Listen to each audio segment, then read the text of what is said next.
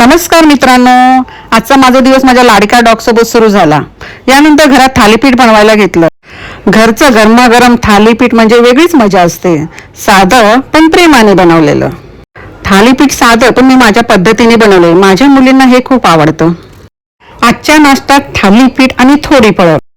संध्याकाळी थोडा बदल म्हणून एक्झिबिशनला जायचं ठरवलं. हे एक्झिबिशन चिंचवडमध्ये प्राधिकरणात होते.